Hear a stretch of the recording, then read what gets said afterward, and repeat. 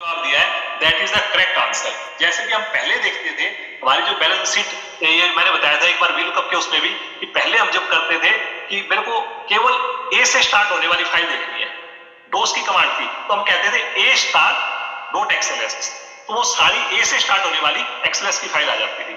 या ए से स्टार्ट होने वाली कोई फाइल है तो ए स्टार कर दिया, या मैंने ए बी स्टार कर दिया तो ए बी से स्टार्ट होने वाली आ गई। तो इसमें मैं क्या कर सकता हूं सर, ये जो गुडमैन है, अगर इस गुडमैन की जगह सपोज मैंने यहाँ पे स्टार डाल दिया, अगर स्टार डाल दिया यहाँ पे, तो क्या करेगा एक्सेल, क्या समझेगा कि ये जो मेरी बात कर रहा हूं मैं, इसकी सेल्स पर्सन की बात कर रहा हूं, ये सारे सेल्स पर्सन की बात कर रहा हूं, मैं खाली एक की नहीं बात कर रहा। देखिए मैंने स्टार डाल दिया इसके अंदर और इसको ऑटोमेटिक ये कर दिया, तो जैसे ही मेरा स्टार डाला, ये देखिए सबको जो है ना इसने, ये कूलमैन बैटमैन सबको जो है इसने ये यहाँ पे ये कर दिया। अब इसके अंदर जो है आपने बोला नहीं यार सुपरमैन डालना है, ये देखिए सुपरमैन डाल दिया तो भी आ गया, और सबका करना है तो सबका भी डाल दिया मैंने। अब इसको मेरे को ऑटोमेट करना है, यार मैं स्टार डालते हुए तो अच्छा नहीं लगूंगा। अब यहाँ पे क्या होगा, मेरे फॉर्मूले जो मैंने कल आपको बताए थे वो काम आएंगे। वो फॉर्मूले कैसे काम? राकेश अरोड़ा जी कह रहे हैं सर दोनों काम करेंगे, स्टार भी काम करेगा, क्वेश्चन मार्क एंड स्टार भी काम करेगा। आप वो कह रहे हैं please try with question mark star. अच्छा वो, अच्छा क्वेश्चन मार्क के बाद स्टार लगाएंगे, जैसे दोनों की दोनों चीजें, ये बिल्कुल ठीक बात है कि वो क्वेश्चन मार्क जो होता है ये आप एक्टर की एक्टर को रिप्रेजेंट करता है, स्टार जो है वो सबको रिप्रेजेंट करता है। तो सही आंसर वैसे क्वेश्चन मार्क और स्टार जो है वो थोड़ा सा मतलब I really Rakesh Arora ji very good और बहुत ही एक्सेलेंट है। 3 दिन पहले भी मैंने उनको, रात को हमने 1 घंटा डिस्कशन किया, कुछ आपस में कुछ नई चीज हम सीख रहे थे आपस में मिलकर के, तो उनकी बात बिल्कुल ठीक है, बट आइल्स थे, स्टिल आइल्स थे कि उसके अंदर स्टार पे ही आप रहो, क्वेश्चन मार्क को उसमें बीच में नहीं लेके आते हैं। तो अभी इसमें क्या हुआ, ये सुपरमैन आ गया। अब मैं चाह रहा हूं कि यहाँ पे कोई देखे, अब वो उसके ऐसे तो है नहीं कि वो स्टार डालेगा, उसके लिए वो कैसे करेगी, सबके मेरे को लेके आने हैं। तो मैं क्या कर सकता हूँ, यहाँ पे मैंने क्या किया, कंट्रोल सी करके इसकी एक लिस्ट बनाई। यहाँ पे मैंने जाकर के कंट्रोल वी किया और ये मेरे को यूनिक लिस्ट मैंने इसके अंदर से निकाली, और यूनिक लिस्ट से मैंने ये देखिए मैंने यहां से और इसको यूनिक लिस्ट बना ली, तो ये मेरे पास नाम आ गए। अब यहाँ पे मेरे 7 नाम है। अब मैं चाहता हूं कि इसके अंदर मेरा एक ड्रॉप डाउन बन जाए, तो मैंने क्या किया, डेटा, और यहाँ पे जाकर के मैंने कर दिया डेटा वैलिडेशन, और इसमें जाकर के मैंने कहा लिस्ट, और लिस्ट के अंदर मैंने रेंज दे दी, ये वाली रेंज, पूरी की पूरी रेंज मैंने यहां तक की दे दी। अब इसको मैंने ओके कर दिया। अब अगर मेरे को यहाँ पे करना है जी हुडमैन, आ गई जी वैल्यू, इसमें मेरे को करना है गुडमैन, आ गई जी वैल्यू। लेकिन अब अगर मेरे को इसमें स्टार डालना है, तो यहाँ पे स्टार थोड़ी डालने देगा मेरे को, ये स्टार इसने ले लिया जैसे इसने, क्योंकि ये स्टार इसमें, लेकिन स्टार अच्छा ये नहीं लगेगा। हम तो इसके अंदर चाह रहे हैं कि मेरे को इसमें ऑल डालने हैं, सबको चाहिए, तो ये मेरे को अलाउ नहीं करेगा ऑल। अब मैं क्या कर सकता हूँ, यहाँ पे ये जो गुडमैन है वॉचमैन है, इसी के बीच में एक चीज मैं और डाल देता हूँ, कि इसके अंदर कंट्रोल सी ये किया, और यहाँ पे मैंने कर दिया ऑल, इसी की एक लिस्ट में डाल दिया कि ऑल सेल्स पर्सन या कंसोल, जो भी मैं डालना चाहूंगी सब। अब की बार अगर मैं यहाँ पे जाऊंगा तो यहाँ पे नजर आएगा कूलमैन, गुडमैन, वॉचमैन, ऑल। अब जैसे मैंने ऑल किया, यहाँ पे सब कुछ जीरो हो गया। तो इसके लिए मेरे को क्या करना चाहिए कि जो मेरा फॉर्मूला जो लगा हुआ था, यहाँ पे मैं क्या करूं, इफ का कंडीशन लगा दूं। इफ यहाँ पे अगर मेरे पास J1 जो है that is equal to all, जो मैंने कल बताया था इफ का फॉर्मूला, अगर यहाँ पे ऑल है तो मैंने इसको बोल दिया कि यहाँ पे क्या लगा दीजिए, यहाँ पे स्टार डाल दीजिए। अदरवाइज अगर ये ऑल नहीं है तो जो चीज मैंने यहाँ पे लिखी हुई है वही चीज आ जाए। अब इसने क्या किया, ये ऑल आ गया, यहाँ पे मैंने स्टार डाल दिया। इसको हम छुपा सकते हैं, इसको हम कहीं पे रो को हाइड कर सकते हैं, कहीं मास्टर शीट में रख सकते हैं। मेरा जो फॉर्मूला चलेगा, मैं लोगों को जो सिलेक्शन दूंगा वो तो इस पे दूंगा, कि मैंने इसको बोला सुपरमैन सिलेक्ट करो, ये आ गया, और मैंने इसको कहा कि ऑल, ये आ गया। लेकिन अब इस फॉर्मूले को जो मैं इसको रेफर कर रहा है, इसकी जगह मैं इसको कहूंगा ऑलवेज रेफर दिस वन, तो यहाँ पे मैंने इसको रेफर इस पे करवा दिया। अब की बार मैंने इसी फॉर्मूले को पकड़ के खींच दिया और यहाँ पे ये आ गया। अब इससे क्या हुआ, मेरा ऑटोमेशन, मेरे ऑटोमेशन का क्या फायदा, इससे फायदा हुआ देखिए। अब मैं इसके अंदर जाकर के और सिलेक्ट कर सकता हूँ अपनी चॉइस के बेस पे। मैं इसमें जाकर के सुपरमैन सिलेक्ट किया, तो देखिए सुपरमैन की वैल्यू आ गई। ये मेरे को विजिबल ही नहीं है, ये तो मेरा बैक एंड पे है, लेकिन मेरा फॉर्मूला एल से चल रहा है। यहाँ पे मैं लोगों को जो दिखा रहा हूँ, जो मैं काम कर रहा हूँ वो जे से कर रहा हूँ, और इसके अंदर मेरा एक चीज है ऑल। जैसे मैं ऑल किया, यहाँ पे स्टार आ गया, स्टार आते ही इसने सबकी वैल्यू ले ली। तो इस टाइप से मैं जो भी ऑटोमेशन अब आपके सामने करूंगा उस बड़ी फाइल में मैं जब करूंगा तो यहाँ पे क्या होगा, कल को मेरे को नोट्स के अंदर भी ऐसा ही करना है कि मेरे को सारे रीजन देखने हैं, तो मैं क्या करूंगा, उसको स्टार डाल दूंगा, जहां पे भी ऑल होगा मैं उस अपने फॉर्मूले में एक कंडीशन डाल दूंगा, if that is all, if that is console, if that is this, then you it should select this one, otherwise normal cell select करें। तो ये जो फंडा है, जो स्टार का जो फंडा है, इफ का जो फॉर्मूला है, नेमिंग है, नेमिंग से क्या फायदा हुआ, बार बार मेरे को इधर उधर नहीं जाना पड़ेगा। कि अब जैसे ये वाली जो सीट है मैंने इसके अंदर जैसे ये नाम यहाँ पे पड़े हुए थे, अब इसको उठा करके मैं कहीं भी रख सकता हूँ, कंट्रोल एक्स करके एक मैं दूसरी सीट पे ले गया और यहाँ पे जाकर के मैंने इसको सपोज करो यहाँ पे डाल दिया, तो मेरा फॉर्मूला कहीं नहीं लेगा, बिल्कुल वैसा का वैसा चलता रहेगा। यहाँ पे जो चीज थी, क्यों, क्योंकि मेरी जो चीज है अगर मैं इसमें लिखूंगा इक्वल टू, सपोज करो मैंने कर दिया स्टार्ट, सिंपल स्टार्ट लिख दूं, अपने आप से यहाँ पे डेट आ जाएगी, इसको मैं डेट फॉर्मेट में करना है बस, और ये डेट आ गई।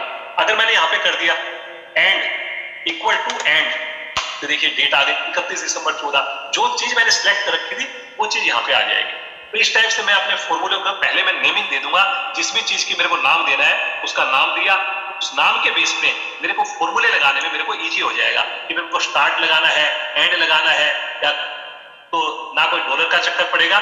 ये सारी चीजें आपको मेरे को लगता है कि अच्छे से समझ में आ गई होगी। अगर कोई क्वेश्चन है किसी का, यहाँ पे मैं 1 मिनट का फिर से टाइम दे रहा हूँ, 2 मिनट का टाइम दे रहा हूँ, अगर कोई क्वेश्चन है तो please you ask me, now I will move to the my settings, जो मेरी मेन फाइल है वहां पे मैं मूव करूंगा। दुर्गेश जी ने पूछा cell all not clear, how it is linked with the list. List के साथ ये देखिए मैंने इसके अंदर जो ये सेल्स पर्सन के नाम थे, like in these names I have put one more name that is all, कि अगर कल को अगर कोई सिलेक्ट करना चाहे कि भाई ऑल, जैसे मैंने बोला कि ऑल द कंट्रीज, और मैं उसको बोलूंगा कि वर्ल्ड, एक मैंने उसको नाम दे दिया वर्ल्ड, लाइक ग्लोबल, ग्लोबल नाम दे दिया, तो इसका मतलब क्या होगा, उस ग्लोबल को मैंने इनको समझाने के लिए यहाँ पे स्टार लगा दिया कि अगर यहाँ पे ग्लोबल है, ऑल है, तब तो ये स्टार में करे, क्राइटेरिया इज स्टार, अदरवाइज जो चीज मैं सिलेक्ट कर रहा हूं that is my criteria. Anybody else? If we do not use the dollar sign in name range, will it be possible to fix the column or rows? Please guide. अगर मैं dollar sign use नहीं करूंगा in name range, name range तो आपको ये जो dollar sign यहाँ पे नेम रेंज के अंदर, यहाँ पे अभी हमने जो नेम दिया है, एक तो मैंने इसका नाम दिया है जो आपको मैंने बताया था कि यहाँ पे देखिए नेम नजर आ रहे हैं आपको, ये एंड है, एंड मेरी डेट है, स्टार्ट मेरी स्टार्ट डेट है। एक मैंने आपको यहाँ पे इसको तो मैंने डायरेक्ट रेंज दे दिया इसके अंदर, तो रेंज दे दी, तो इससे तो मेरे को अगर मेरा सिंपल है तो कोई जरूरी नहीं है कि मेरे को उसके अंदर ये करना है, रेंज ये ऐसे चल जाएगी आपकी। कभी स्टार with inverted comma, कभी without it, how to differentiate? Differentiate ये है जी, अब अगर मैंने यहाँ पे जो है फॉर्मूले के अंदर दिया था, जब फॉर्मूले के अंदर अगर मैं देता हूँ यहाँ पे, तो ये फॉर्मूले में टेक्स्ट मानता है, जैसे इसको एज ए टेक्स्ट मानता है। अदरवाइज अगर इसको ये बोलता है कि यहाँ पे मेरा रखा हुआ है, जैसे मैंने यहाँ पे कर दिया, एक मैंने स्टार ऐसे डाल के छोड़ दिया, अब की बार अगर मैंने फॉर्मूले में इसको दिया इसको रेफर करे स्टार को, तब तो मैं डायरेक्ट इसको रेफर कर सकता हूँ कि K1 को रेफर करे, तो मेरे को इन्वर्टेड कोमा देने की जरूरत नहीं है, ये ऑटोमेटिकली इसको स्टार पे काम करेगा। यहाँ पे जाकर के अब मैंने इसको चेंज कर दिया, यहाँ पे मैं गया और इसमें जाकर के मैंने चेंज कर दिया ऑल, ये देखिए ऑटोमेटिकली स्टार अपने आप से ले लेगा, बिकॉज ये जो फॉर्मूला है मेरा K1 पे यहाँ पे कर रहा है। लेकिन अगर मैं इसको डायरेक्ट यहाँ पे लिखना चाह रहा हूँ तो खाली अगर मैं स्टार दूंगा यहाँ पे, तो मेरा फॉर्मूला यहाँ पे काम नहीं करेगा। ये देखिए इसमें बोला है there is a problem with this formula, not trying to type a formula, तो ये कह रहा है कि उसको जो है आप इन्वर्टेड कोमाज में देना है या टेक्स्ट है तो इस टाइप से आपको देना होगा। इसकी जगह मैंने अब अगर मैं इसको इन्वर्टेड कोमाज में दूंगा तो ये मेरे को स्टार दे देगा।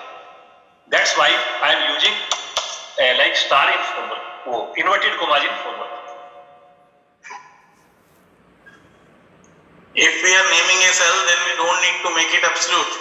Yes, that we absolute, बिल्कुल ठीक कह रहे हैं, तब उसको मेरे को एब्सोल्यूट नहीं बनाना, बिकॉज जो नेमिंग है वो अपने आप में हमेशा उस पर्टिकुलर सेल को ही रेफर करेगी। इसी तरह मेरी रेंज है, रेंज को भी मैं नेमिंग दे सकता हूँ, जैसे कि मैं सपोज करो यहाँ पे मेरे नाम है, इसको मैं पूरी रेंज को यहाँ पे रीजन को मैं नाम दे सकता हूँ, इस कॉलम को सिलेक्ट किया और इसको मैंने नाम दे दिया REGION, रीजन, ये रीजन नाम हो गया। इसको मैंने सिलेक्ट किया, यहाँ पे इसको नाम दे दिया मैंने, पूरी रेंज को कस्टमर, यहाँ पे मैंने कस्टमर नाम दे दिया। अब अगर मैं फॉर्मूले में काम करूंगा तो यहाँ पे भी मैं ये सिलेक्ट कर सकता हूँ, कहीं पे भी काम करूंगा कि ये जो बात कर रहा था मैं ए मेरा क्या है, इसकी जगह मैं क्या दे सकता हूँ यहाँ पे, because I have given the name, तो मैं यहाँ पे रीजन बोल सकता हूँ कि मेरा रीजन जो है वो ये रहेगा। इसी तरह से इसको देखिए मैंने एंटर कर दिया तो मेरा फॉर्मूला चलेगा ही चलेगा, कहीं कोई इशू नहीं आएगा, मेरा एज इट इज फॉर्मूला मेरा चलेगा क्योंकि मैंने वहां पे रीजन दे दिया। दुर्गेश जी पूछ रहे हैं फॉर्मूला क्या लिखा है in all the cell, please show the formula of all the cell.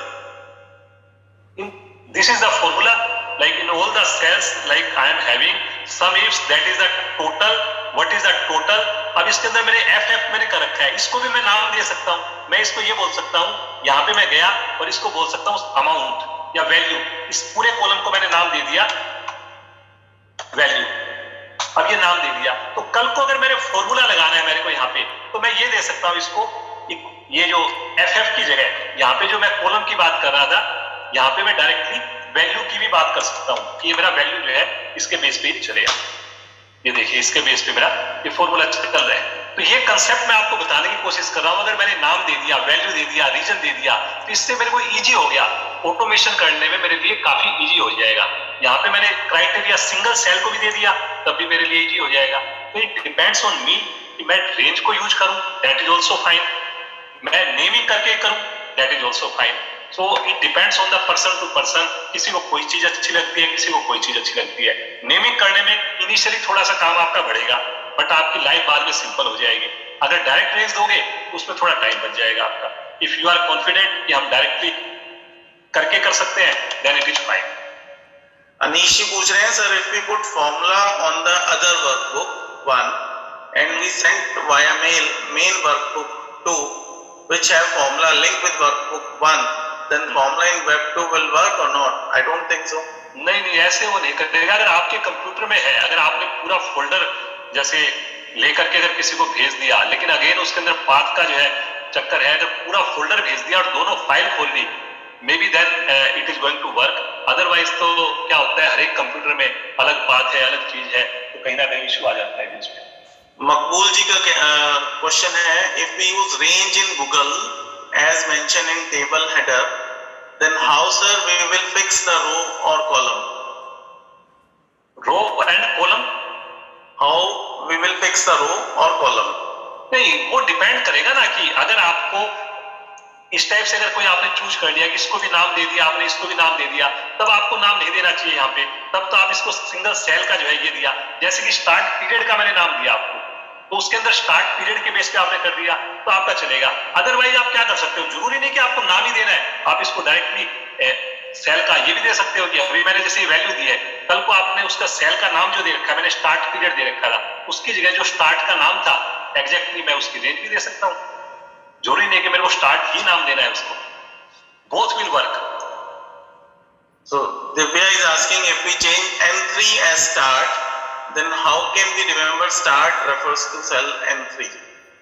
अगर हम क्या करें, N3 को start नाम दे दिया, हाँ, then how can we remember that start refers to cell N3? मतलब जो आपने रेंज का नाम दे दिया या किसी पर्टिकुलर सेल का नाम दे दिया, हाँ, जैसे आप N7 को अगर आप कोई नाम दे दें इस समय, हाँ, तो वो कैसे याद रहेगी कि ये N7 को रेफर कर रहे हैं? अच्छा, वो जो है ना आपको अगर करना है तो यहाँ पे देखिए जितने भी नेम आपको दे रखे हैं वो सारे नाम आपके फॉर्मूलाज के अंदर आप जाएंगे तो यहाँ पे एक मैनेजर है आपका, बिना पैसे का मैनेजर आपका जो है एक्सेल ने दे रखा है, that is name manager.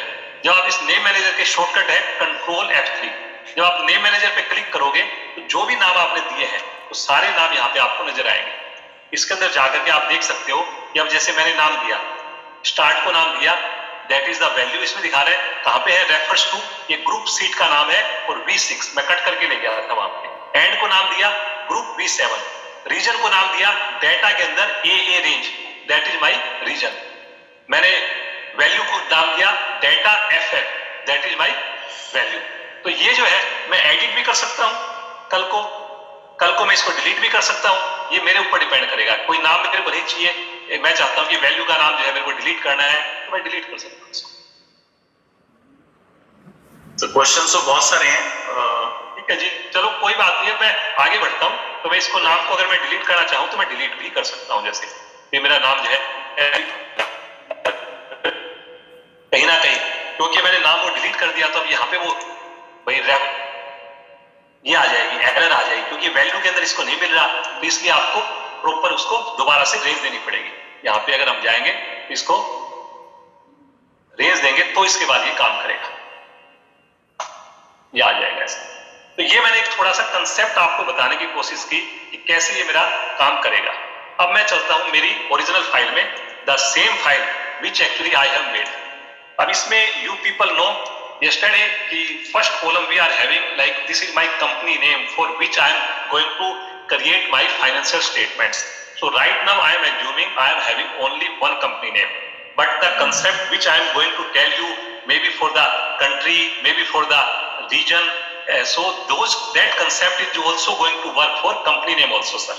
So I can select the company name, जो भी मैं क्राइटेरिया दूंगा एक्सेल तो उसको पकड़ेगा। जैसे मैं फिल्टर लगाता हूँ बिल्कुल फिल्टर की तरह ये काम करेगा इसके अंदर, जब मैं उसके अंदर वैल्यू लेके आऊंगा।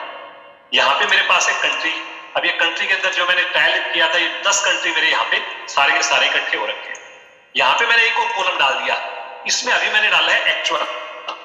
कल को इसके अंदर बजट भी डाल सकता हूँ, जैसे मैंने आपको दिखाया ना।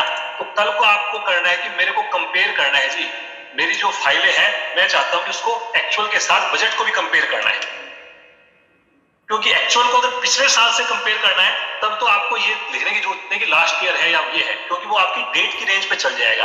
क्योंकि डेट है, मैंने अभी आपको कंसेप्ट बताया कि आपकी डेट जो है ये अगर 1/4/18 है और मेरे को पिछले साल का कोरस्पोंडिंग पीरियड चेक करना है, तो मैं क्या कर सकता हूँ, ईओ मंथ से -12 करूंगा तो वो अपने आप से डेट पिछले साल की ले लेगा वो।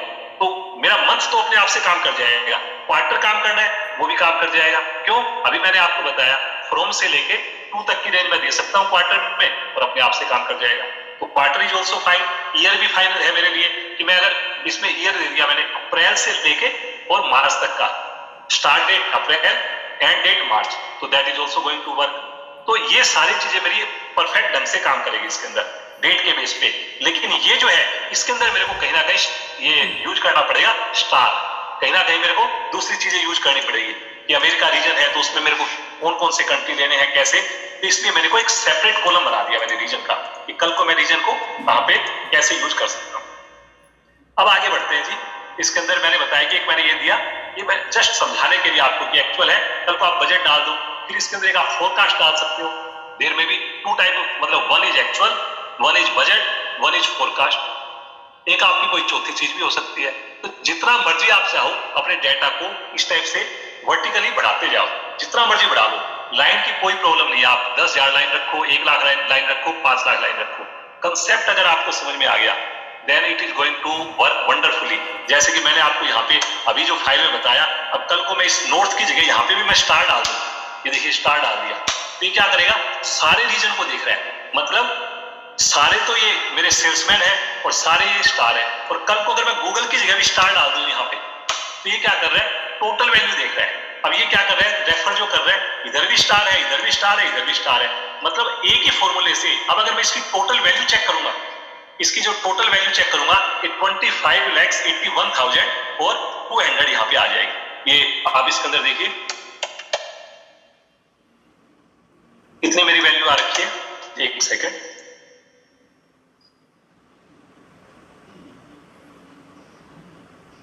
यहाँ पे मैंने इसको सिलेक्ट किया 25,81,200 और इसको मैंने कर रहा हूं रीजन। अच्छा, मैंने स्टार्ट डेट और एंड डेट दे रखी है इसके अंदर कि मेरी जो डेट है वो कहां से कहां है। इसके अंदर अगर मैं कल को ये वाली एक बार हटा देता हूं तो मैं आपको भाई दिखाता हूं कि कैसे जो है ये काम करेगा। यहाँ पे ये इसके अंदर मैंने क्या और हटा दिया, F2, हाँ, यहां से लेके और यहां तक, तो ये देखिए 62,75,800 आ रहा है। यहां पे अगर मैं इसका टोटल करूंगा तो ये देखिए 62,75,800, ये बिल्कुल टोटल मेरा मैच कर रहा है जो वैल्यू इसके अंदर आ रही है। तो मेरा क्या फायदा हुआ कि मैंने इसको भी स्टार दे दिया, इसको भी स्टार दे दिया, इसको भी स्टार दे दिया। अभी जब मैं आपको ऑटोमेशन करूंगा वहां पे, अब आप कहोगे कि अच्छा यार मेरे को तो जो है ना सारे वर्ड का देखना है, चलो जी स्टार दे दिया, वहां पे मैंने उसकी जगह ये कंट्री की जगह जब आपने बोल दिया मेरे को खाली रीजन का देखना है, वो रीजन पे आ गया। रीजन कौन से कॉलम को करेगा वहां पे, लेकिन रीजन की जगह मैंने कंट्री चूज किया, तो मैंने बोल दिया रीजन की जगह वो स्टार यूज कर ले कि उसके अंदर सारे मेरे को रीजन वो देखे, वो कंट्री अपने आप ही देख लेगा उसके अंदर। तो like that I am going to do all the automations. अब ये लेट्स सी, तो मैंने इसके अंदर आपकी कंपनी डेट दी, ये दी। अब ये जो डेट है ये आपको पता होनी चाहिए, डेट मेरी एक्सेल समझ में आए। अगर ऐसा होगा कि डेट का फॉर्मेट सही नहीं है, तो इसलिए अगर आपको ऑटोमेशन करनी है तो ये मैं अपना एक्सपीरियंस बता रहा हूं, कल को आप जो है यहाँ पे जो है वो ऐसा मंथ मत डालो जैसे कई लोग यार अप्रैल है, मई है, जून है, उसकी जगह मैं ये कहूंगा ये वाली अगर डेट है, इस डेट को आप ईयर में कन्वर्ट कर दो पहले से। सपोज करो आपने एक कॉलम और डाल रखा है और इसमें आपने डाल रखा है 2018, यहाँ पे आपने डाल रखा है 2019, जैसे मैं इसको फॉर्मेट को यहाँ पे, तो आप क्या ये वाला कि आपने इसको बोल दिया कि ये मेरा अप्रैल है, ये मई है, ये 2018 है, तो मैं ये कहूंगा कि इसका जैसे मैंने येलो के अंदर फॉर्मूले लगा रखे हैं, आप अगर आपका डेटा ऐसा है तो आपकी ऑटोमेशन के लिए आपको क्या करना चाहिए, एक फर्दर यहाँ पे कॉलम बनाना चाहिए और इसके अंदर आपको डेट डाल देनी चाहिए। कैसे डालोगे date, equal to 1 and April, इसका रेफर एंड ईयर, ये बिल्कुल सिंपल फॉर्मूला है। 1 के साथ इसको कॉन्कैटिनेट कर दीजिए और एंटर मार दीजिए, तो ये देखिए 1 अप्रैल, और इसको अगर वैल्यू में कन्वर्ट करना है, डेट में कन्वर्ट करना है, इसकी जगह जाकर के ये जो ब्रैकेट में किया इसको मल्टीप्लाइड बाय 1 कर दीजिए, तो ये क्या करेगा, इसकी वैल्यू निकाल देगा और इसकी जो फॉर्मेट होगा, ये डेट का फॉर्मेट मैंने डाल दिया, तो देखिए अपने आप से ये कर दिया इसने डेट का फॉर्मेट। ये देखिए 1 अप्रैल 2018, तो इसके बेस पे आप इस टाइप से ये छोटी छोटी चीजें हैं जिसके थ्रू आप अपने चीजों को बढ़िया से कर सकते हो कि कैसे मैं जो है। अब इसके बेस पे अब अगर आपको ऑटोमेशन करना है, कल को क्वार्टर की ऑटोमेशन करनी है,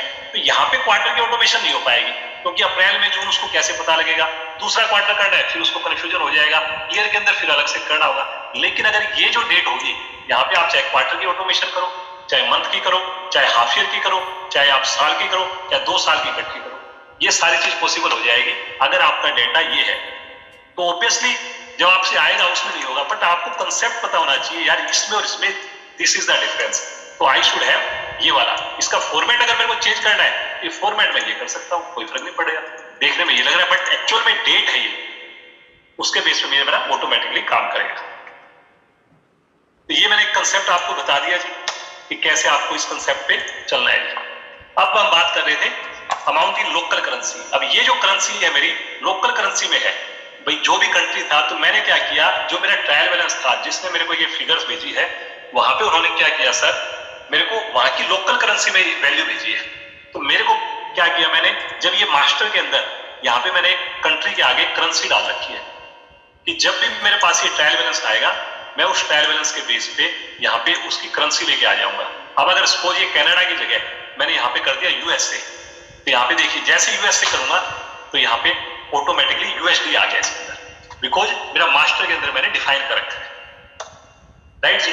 अब इसके बाद मैंने रीजन, ये रीजन कैसे आ गया, क्योंकि मैंने मास्टर में डिफाइन कर रखा है जो कंट्री है मेरा, उस कंट्री का मेरा रीजन क्या है, तो ये यहाँ पे आपके अमेरिका, एशिया और यूरोप रीजन आ गया। तो ये जो मैंने अलग कलर कर रखा है 2000 बाई फॉर्मूला बेस्ड, तो मैंने क्या करना है, डेटा जो डालना है वो यहाँ पे डालना है, जब भी नया डेटा आएगा इसके नीचे डालना है, और ये फॉर्मूले ऑटोमेटिक काम करेंगे। अब वो चाहे कनाडा पहले आए, चाहे वो मंथ पहले आए, डेट पहले आए, आपकी कंपनी पहले आए, कोई जीएल कोड इधर आए उधर आए, उससे कोई फर्क नहीं पड़ेगा, सब कुछ आपका परफेक्टली काम करेगा।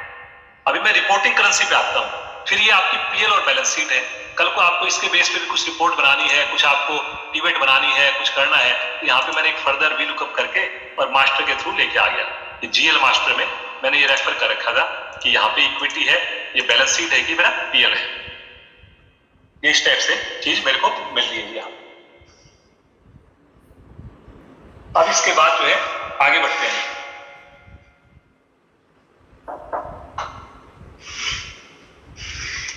यहाँ पे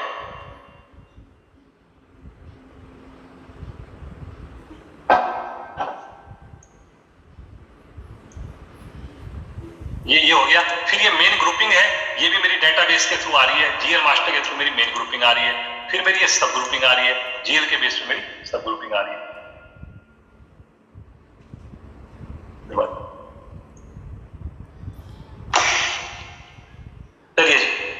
अब नेक्स्ट आगे बढ़ते हैं।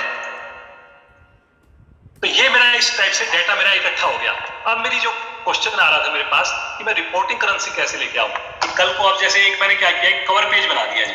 ये जो मेरी रिपोर्ट थी इसको थोड़ा सुंदर बनाने के लिए ये जो फाइल मैं आपके साथ शेयर करूंगा, मैंने इसके अंदर क्या किया, आगे एक कंपनी का नाम डाल दिया, चैम्प एक्सेल कंसल्टिंग।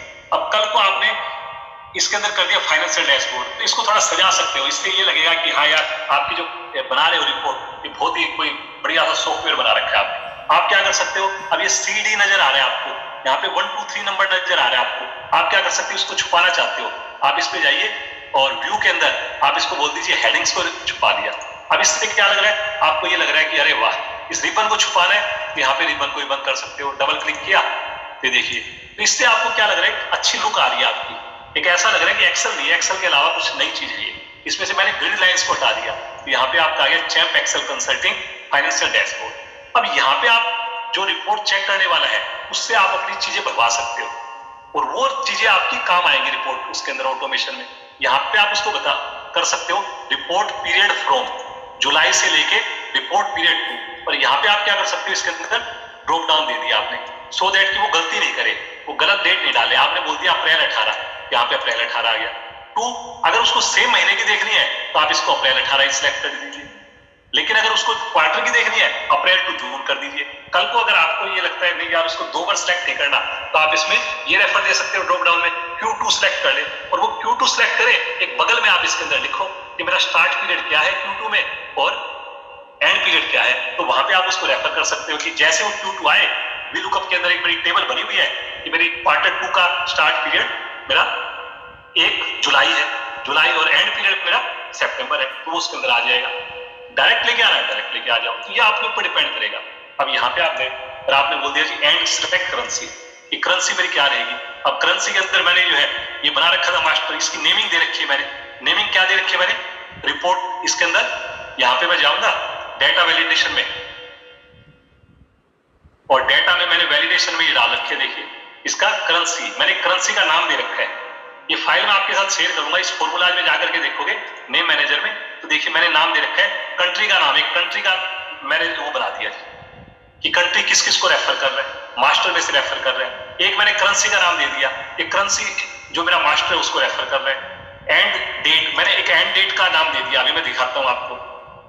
मैंने स्टार्ट डेट का नाम दे दिया, रीजन का नाम दे दिया। तो जो जो चीज मेरे को नजर आएगी, जो चीज मेरे को लग रहा है, उन सबका मैंने इसके अंदर नाम दे दिया। तो कहां पे काम आएगी अभी मैं आपको दिखाऊंगा कैसे बना सकते हो। बिकॉज टाइम मेरे को बचाना था, इसलिए मैंने थोड़ा सा आपको अलग से कंसेप्ट बताया, लेकिन इस फाइल में मैंने पहले से ही बना दिया। बट आप इसको अपने आप से करना ताकि आपको ये समझ में आए। अगर मेरी फाइल की वेट करोगे, चलो यार फाइल तो आनी है, बिलीव मी, बस वो फाइल ले लेकर के अपने खुश हो जाओगे, अरे यार मेरे पास तो एक फाइल है, ऑटोमेशन की है, लेकिन जिंदगी में एक्सेल कभी नहीं सीख पाओगे। तो आपने तो कोशिश ये करनी है कि जो चीज मैं आपको दिखा रहा हूं इससे बढ़िया फाइल आप मेरे को बना करके भेजो। और एक चीज मैं और भी बताता हूं, पिछली बार भी जिसने मेरे को VLOOKUP की फिनिश फाइल सबसे पहले दी थी, उसको मैंने 50